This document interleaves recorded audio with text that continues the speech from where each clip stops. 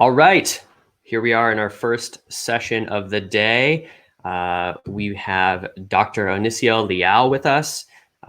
He is going to be talking about how crowdsourcing and mobile devices help to monitor epidemics during some other large events. Onicio is a biomedical scientist, epidemiologist, PhD in public health and epidemiology. He's a postdoc researcher at the Center for Child Wellbeing and Development, also at the Department of Economics, the University of Zurich. He's the co-founder and executive director of EpiTrack, and he researches things like digital epidemiology, digital health, and technologies to fight epidemics, diseases, and outbreaks. So he is a great guy to have with us today. I think we might be having some slight video issues, but I know Nicio's here. So Nicio, I'm going to kick it over to you and you get us started. Okay, thanks. Thanks, Adam, for having me. Let me just start my screen right here.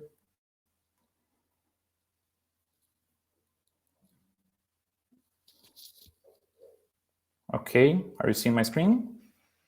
Yep, we can see your slides. Okay, cool.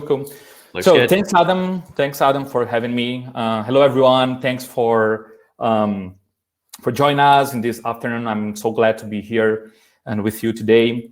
And I would like to say that there are a lot of health workers, scientists, innovators out there working hard to overcome this coronavirus pandemic. But also it's important that you will see your role in this pandemic. The population have a very important role in this control of this epidemic, and I will show you the power of crowdsourcing, creating this collaborative way to fight this pandemic once for all.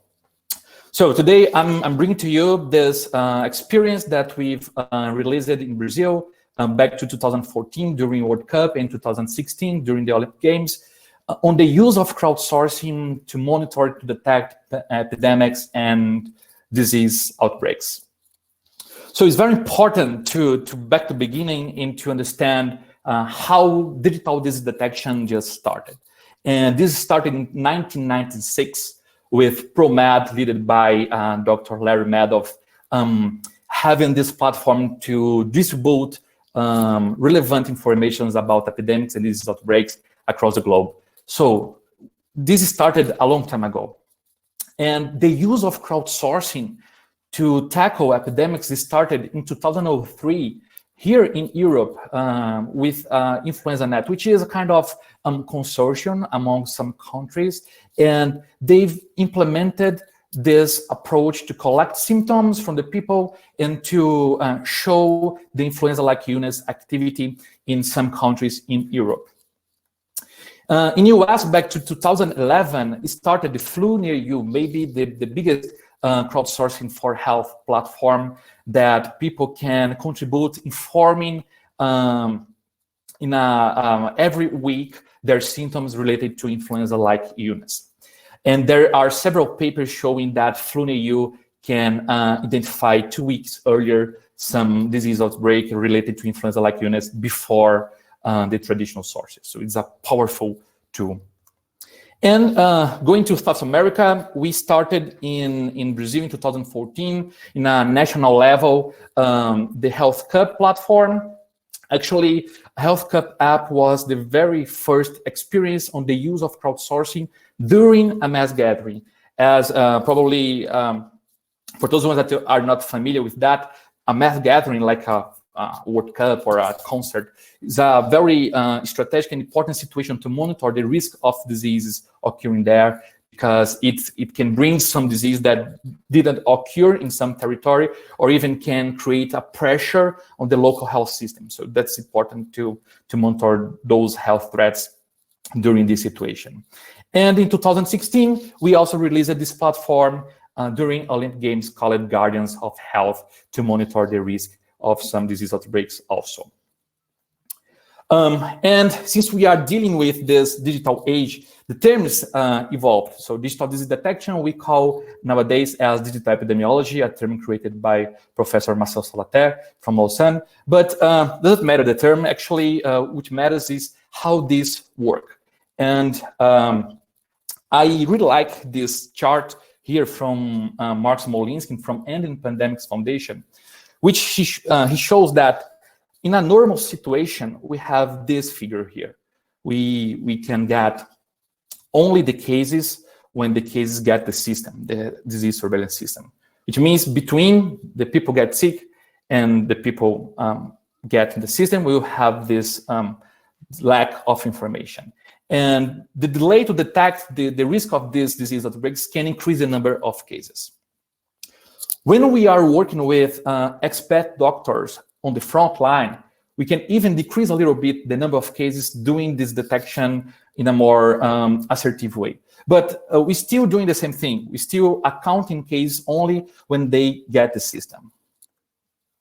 When we bring for this game the Sentinel networks, which is a very important methodology that is, we use hospitals to make this monitoring, strategic hospitals in our territory to do this monitoring and to try to understand if some disease outbreak is occurring. Even if we decrease in a little bit the number of cases, we still get in the case only when they get the system. But when we started working with digital disease detection or even participatory epidemiology, participatory surveillance, or crowdsourcing, we can detect the cases earlier than they happen, and this can reduce increasingly the number of total cases over the time. And here's a very illustrative situation. Let's say we have a normal setting where we have susceptible individuals, and it turns out a coronavirus pandemic started, and we get, from those individuals, we get some of them infected. Until those guys touch the disease surveillance system to be accounted as cases, we have a lack. We have a lack of information. And actually, in this gray area, maybe we are missing several cases of disease. And those cases maybe could be the responsible to spirit out this epidemic or this disease outbreak. And actually, the participatory surveillance works right here, trying to identify, to capture, to detect those cases, to try to add as a complementary way to the traditional or to the disease surveillance system in place, running by government or running by some private institution. So it works in a very similar way, no matter if the platform that we are talking about is in Brazil or in the US or in Europe. We need to have kind of data entrance way, which could be a mobile app, could be a SMS survey, could be a web platform. And when the user is starting making a self-report of their symptoms, we can get this data in real time, and the institutions can develop algorithms to track patterns. The institution will track clusters of individuals with the same symptoms at the same space and time. If they got this pattern, they can offer this information for decision makers, and then the decision makers will be aware about the risk area. The decision maker will have more information to take their decisions properly. But also, it's important to notice that population have to get back this information too, because they are feeding the system in the very beginning of the chain. So for the population, it's very important, empower them about how healthy the community that they live, and then they can adopt more health behavior things, or even to understand how risky is the community that they live, and they protect themselves with some healthcare measures. And to do participatory surveillance, to do crowdsourcing for epidemics and disease outbreaks, we don't need to collect long forms of information, of data. We need to be smart, because engagement and attention is very hard to get from the users. And to do that, we just need to select strategic symptoms and work with a syndromic approach. The combination of some symptoms of it can indicate us which kind of syndrome this signal makes part, and then we can just estimate the disease that these syndrome are related. But again, this is not only to collect symptoms or clinical questions. Questions about the exposure of users are so important too. For example, during World Cup and during Olympic Games, we asked them if they sought a health facility. Because let's think, if people are reporting some symptoms and they sought a health facility, this could be a proxy about the severity of that case. And then we can just estimate how severe is going to be this clinical outcome. Also, another important question that we did back to Olympic Games and FIFA World Cup: if the user traveled abroad in the last 7 days, because could be the case that we are facing a disease outbreak for a disease that we didn't have the occurrence in the national territory. So that's important to evaluate if the individual that are feeling those symptoms traveled abroad. And finally, just to serve as a proxy for contagion chain, we asked if this user knows someone who had those symptoms, because it could be the case that they are not feeling nothing, but they got in touch with someone with these symptoms. And this could be the very start of a contagion chain. And I like so much about this paper from Wojcik. It compares in a clear way the difference between the traditional disease surveillance system and the participatory surveillance system. The traditional one, we can see clearly the different hierarchy that you have. We have a lot of steps, a lot of levels of competencies, and sometimes the information get lost in the middle of this confusion of process and bureaucracy. On the other hand, on participatory perspective, we have a kind of holistic way to work where citizens, where individual or population are directly part generating and being a kind of data stream about relevant information for disease surveillance. And now I would like to comment a bit specific details about the FIFA World Cup project that we did back to 2014. As I mentioned before, we worked with this syndromic approach. So we selected those symptoms right here. And from those symptoms, we can estimate the clusters of those syndromes.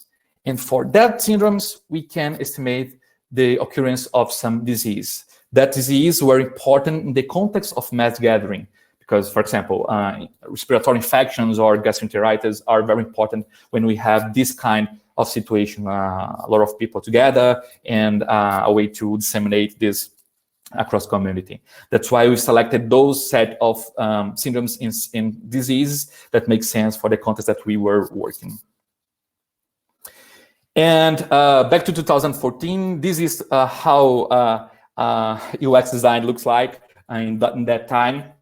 And we included a gamification because, crowdsourcing is so hard to engage people there. It's so hard. It's a real challenge. And one of the things that we tried to overcome this challenge was including a gamification in the application. And also, it was important to perform daily reports. Depends on the situation. We can switch by daily reports or weekly reports. For example, FluentU in US works with weekly reports. But in our case, we've thought that would be important to have these daily reports and also to account not only the sick people, but also the healthy ones, because it made difference when we are making the calculations about prevalence and incidence and things like that. And as a way to increase the engagement somehow, we've included a travel health information guide. So people that didn't live in Brazil, or even Brazilian people, but that they didn't live in that specific city, we've disclosed information about, for example, endemic disease areas, so they could avoid go there to the Pantanal, for example, or to the north region, avoiding get some current illness that are endemic in those parts. Also included the referral health units, just to help in the assistance of health manage properly the entire flow of some appointments or something like that.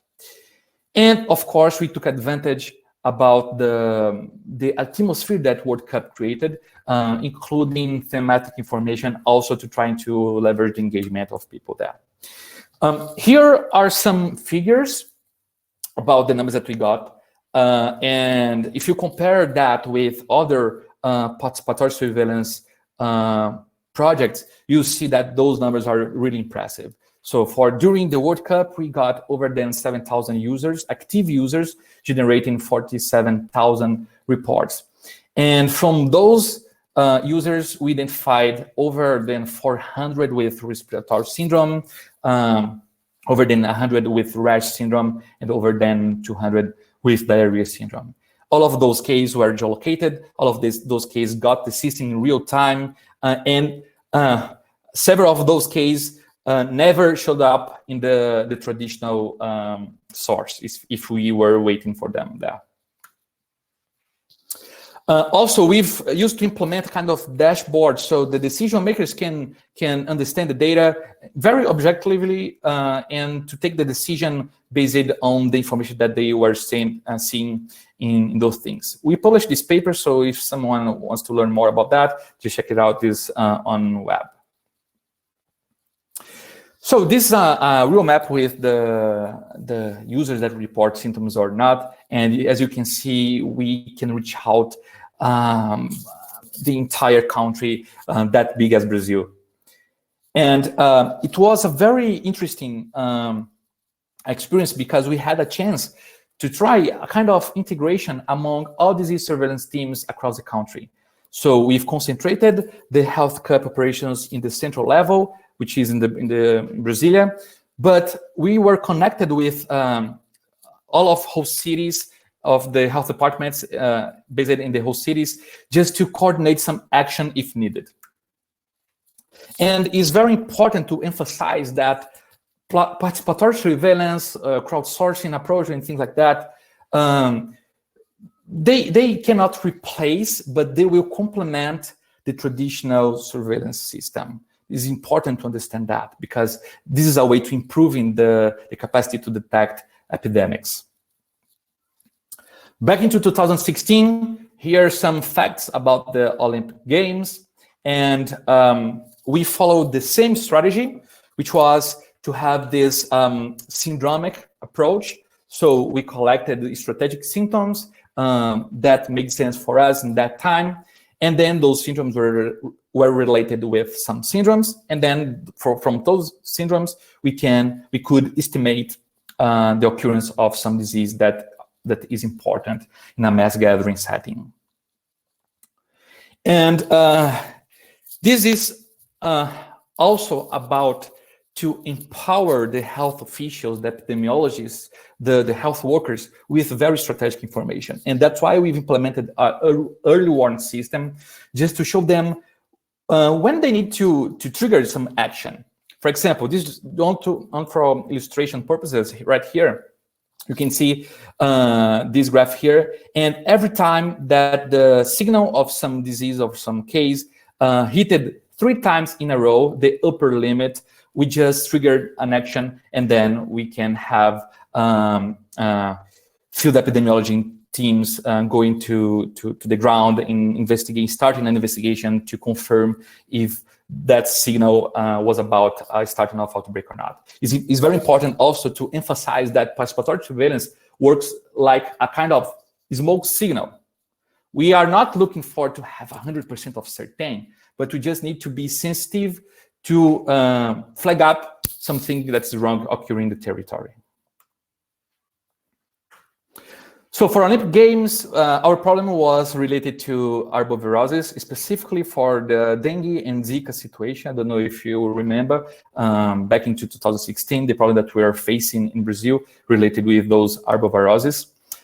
We've released that project in 7 languages because we got a lot of foreigners coming for Olympic Games, and it was important to cover as much as we can the users that would participate in the app. We also included a gamification trying to establish an engagement to motivate users report almost every day.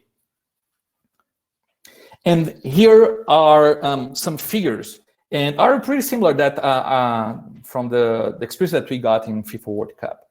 So we have during the Olympic Games almost 8,000 active users generating more than 12,000 reports.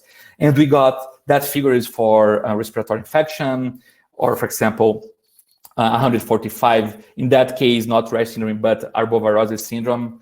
And I mean, this is only to show the potential of a tool like that. Back in 2016, I don't remember if in some place in the world we can have a disease surveillance system in real time with geolocated cases. I don't think so. And this was a extremely gain of power and of force for the disease surveillance teams at national level, but also in regional levels. Well, we published this paper too, so if someone wants to learn more about that, please go and to the lab and check this out. And for guardians of health, if even been focused on Rio de Janeiro, because the main part of the Olympic Games venues was in Rio, we got more 5 cities outside the Rio de Janeiro state hosting some programming or some thing related to the Olympics, but the focus was Rio de Janeiro. And you can see that we have a concentration of users there, but we have across Brazil. And again, it shows the potential of the scalability of a project like that. Bringing together population to participating in this crowdsourcing thing maybe could be a chance to track better these epidemics nowadays, because it worked during those mass gatherings. And here is a very fun fact. This platform in 2017 was awarded as the best M-government solution for health during the World Government Summit in Dubai in 2017. In the same year, the government discontinued at the beginning the platform due to political scenarios. So bringing these strategies like that with the government as a big partner, there is risk. And I mean, this is a challenge that we need to think how to overcome that. And talking about the main advantages about the system based on crowdsourcing, based on participatory surveillance, I think one of the most important advantages is the sensitivity increase of traditional surveillance system. Again, do you remember that the figures that I showed before? When we get people sick, there is a lack, there is a space, a gray area for those ones that didn't get the system. That's why we can see a lot of underestimation of cases from the official sources, because a lot of people are being missed in this halfway. And an alternative to increase this sensitivity is to take place of a participatory surveillance platform like that. And also, this platform could work as a direct channel among government, scientists, and citizens. So let's debureaucratize this communication among population, government, and let's do like this figure that I showed before. Let's do more holistic, directly decentralized, no hierarchy, no too many steps to get the information there. And this can actually help to get population close to government and to improve the way that we are detecting disease outbreaks. I mean, platforms like that, differently from the traditional sources, the traditional systems that are, sometimes they are old, sometimes they are very difficult to adapt and to adjust. Projects like that, we can have this flexibility to create data features that we can use geolocation or real-time information, or even randomized surveys or things like that. So it's very important to understand the flexibility that we have when we are using systems based on mobile devices like that. And this have a kind of very rapid deployment. We don't need to wait 6 months, 1 year to deploy a system like that. We can just do that very quickly, because I mean, we have different tools nowadays that enables us to do that. And an opportunity to expand that in a place like Brazil, as that big, if this goes viral, is a big win for us. I remember that for the World Cup app, Health Cup app, the Minister of Health in that time appeared in a very important broadcast TV channel here. Here now, because I'm in Switzerland, but back into Brazil.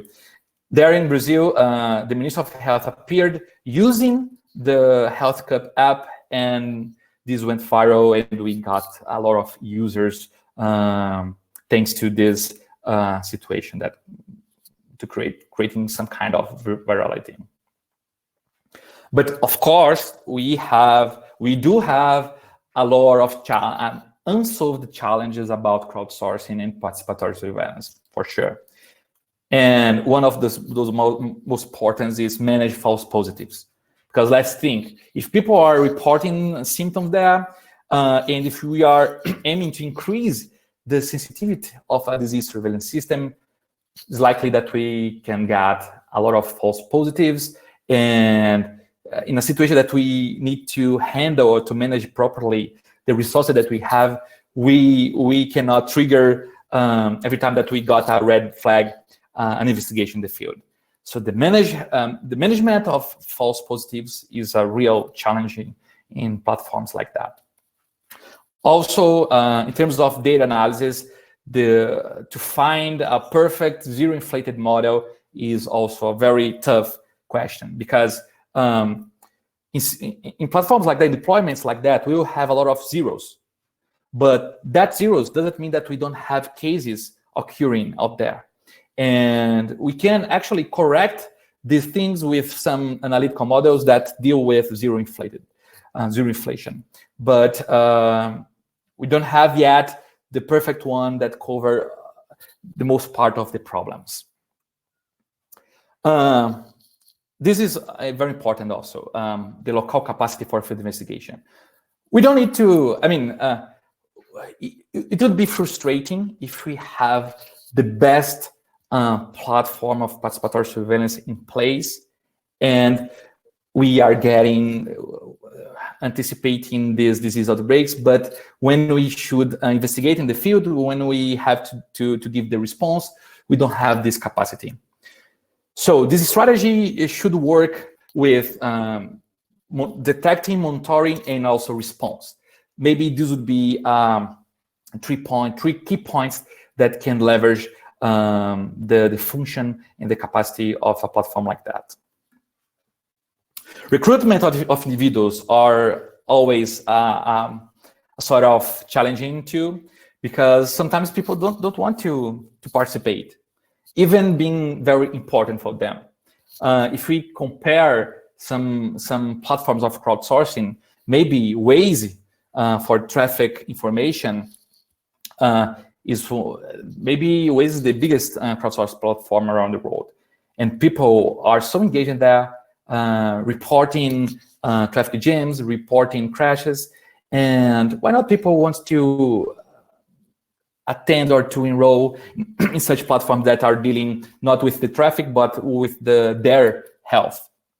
So the recruitment of individuals could be a bit challenging too. Engagement of users, also keeping users motivated, definitely is a challenge. And the sustainability when government is involved is also a challenge. Because, for example, in Brazil, we have a universal health system, and the response is managed by government. And if we don't have a strategy to sustain strategies like that over the time, when government changes, it would be a pity, because we have a lot of work going to the trash. And about the opportunities, I created this framework that I think would be very useful to think about participatory surveillance and crowdsourcing platforms to deal with epidemics or other situations in public health. First of all, about interfaces. We should try implement different types of interfaces, not only mobile apps or web platforms or SMS surveys, but why not use proximity sensors? There is researchers in ISI Foundation in Turin, Dr. Ciro Catuto and Daniela Polotti, and they have a lot of work doing with these proximity sensors to understand contagion among people. And this is actually a very interesting interface to implement in interventions like that. Recruitment based in joint cooperation in mixed channels. So this is not only about government too. The industry should be part of it. Startups, environment, ecosystems, participatory science, citizen science. I mean, this should be. We need to have those different partners involved in trying to leverage these platforms like that. Otherwise, we cannot work alone. Our government cannot work alone. Our industry cannot work alone. This should be integrated. And also engagement, again, is a big challenge, but maybe deploying systematic engagement strategies like nudging people or making just-in-time interventions or creating rewards or even compensations. Maybe this would be necessary to have a good engagement and motivation to individuals contribute in a more sustainable way with those platforms. And of course, we just need to build the things data-driven, having these data-driven inputs. And for this situation of participatory surveillance, it's very important to consider the classical epidemiology pillars, which is person, space, and time. So maybe if we follow those that framework, we can have some success in strategies that are looking for to deploy disease outbreaks and epidemic systems based on crowdsourcing. And just to close my presentation, here are some perspectives for the use of tools like that. First of all, let's reinforce use and engaging with existing platforms to make their data more powerful. We don't need to create more apps and more apps and more apps. There are a lot of very good platforms. I will mention some examples that are a lot of good platforms that we can engage in, reinforce the data that we can give them. So they will have more data to perform more powerful models and have more interesting information and powerful knowledge to help us to protect ourselves to new epidemics and disease outbreaks. Let's explore different and alternatives interfaces. Like I mentioned before, why not use this proximity sensor? Why not bring Internet of Things in this game to help us to make non-traditional interventions based on crowdsourcing? I think it would be very important exploring this thing and not only depending on apps. Let's support institutions that are so important in this time that we are living right now. I can mention two of them, Indian Pandemics Foundation based in San Francisco and Health Map based in Boston Children's Hospital. Let's support them because they have ongoing projects that are trying to tackle these pandemics through data intelligence. And we just need to observe and to support them because they need our support. And this whole thing's about a call to action for citizen science and participatory science. So let's make sure that we will be part of it, that we will feel part of it. And just to mention, for those ones that live in US, you guys can use FluNEU to enroll and to make a weekly report of your symptoms related to influenza-like illness. And definitely this tool will help also in this current situation of the pandemic of coronavirus. For those ones that live in Australia, you guys can use flu tracking to make the same thing, because this would be very important also to try to understand the epidemiological scenario in the times that we are living. For those that are here in Europe, InfluenzaNet is that network that I've mentioned at the beginning of the presentation. They have in different countries their projects running there, and you can go there, enroll, and report your symptoms, and then they will check the flu activity and the disease activity around you. This is so important. For those ones that are living in Brazil, we have either Coronavirus SUS, which is an app released by Brazil government, but also Collab that will have a strategy to deal with this pandemic situation in Brazil too. So we don't need to create new apps. Okay, let's use the current ones because they are needing your data.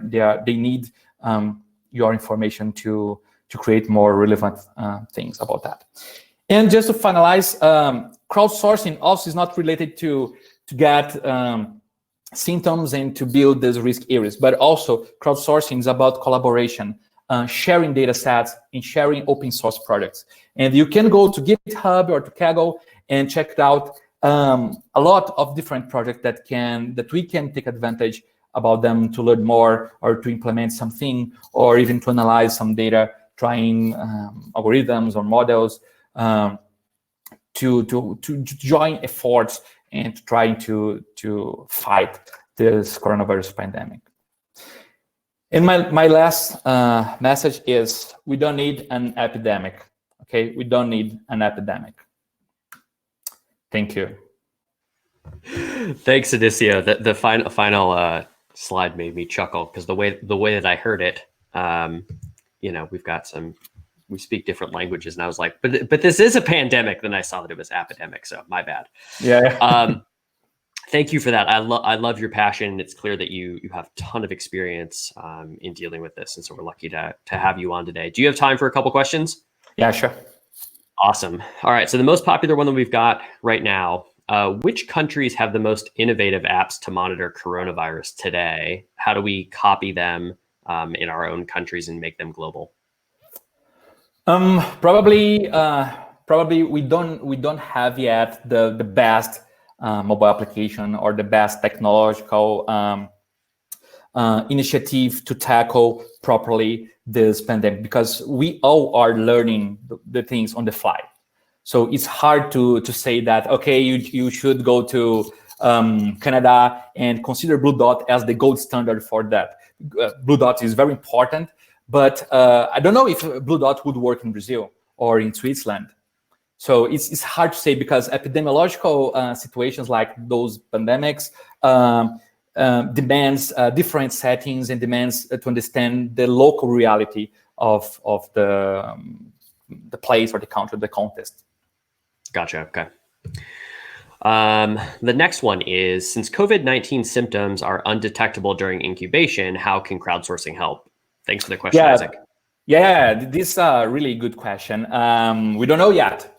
At least for the approach using participatory surveillance is hard to detect. Also, even using crowdsourcing things, they are symptomatic people. But when we release that exposures metrics that I've showed before, maybe would be a way to detect they're symptomatic. Okay, you don't have any symptom, but you are in touch with someone that has symptom. Probably you can have this this asymptomatic clinical condition. Got it. Yeah, I mean, it's amazing being how fast it's moving and how fast we're trying to catch up with it. You know, all these things are really happening in near real time. Let's see. The next question that popped up. Let's talk about privacy a little bit. So I know that you've mentioned that this is participatory, but even if you are actively participating in it, what are some of the privacy concerns we should be thinking about? Yeah, to be honest, I think maybe I missed to put this thing in the challenges of participatory surveillance, but of course, privacy and this data protection is really important in platforms like that. The experience that we got from the FIFA World Cup and the Olympic Games, the user should complain and should accept the terms to participate in that places. But I do know that if we perform project like that nowadays, this would be a bit challenging, including the fact that we collected the geolocation, because I mean, in one hand, you have to have the concern about ethical things, and geolocation, you just need to avoid that. But on the other hand, for the epidemiological purposes, we need to know the space where diseases are spreading out. And but I mean, FluentU, for example, they have a very interesting way to overcome this challenge. Instead of collect the coordinates for the user, they just aggregate the data from zip codes in the US. And maybe this would be a very smart way to overcome this challenge about privacy. Got it. Yeah, the other one that I think is related to it that popped up for me was how, so we have all these different apps maybe that are regional or country focused. Is there anybody that's aggregating data across them to show what's happening globally? I think InfluenzaNet is doing that because I think InfluenzaNet is a kind of 10 countries consortium here in Europe, and every country has your specific platform, but InfluenzaNet are aggregating all of those data, all of those metrics in a single place, just distributing that across the countries. And also, I know that Ending Pandemics has an initiative to put together data from InfluenzaNet, data from FluNEU, and data from FluTrack in Australia. So there is a few initiatives that are trying to put together all those existing platforms based on crowdsourcing. Got it. All right. And last question comes from Carla. How do we, well, I think first off, what's going on in Brazil from your standpoint when it comes to, is Brazil using anything like this? And what's the general response been like in Brazil? I think people are looking for some guidance on what can they do if they are Brazilian. Yeah. I'm living outside Brazil in the past 1 year, but I do know that they just released this coronavirus SUS app.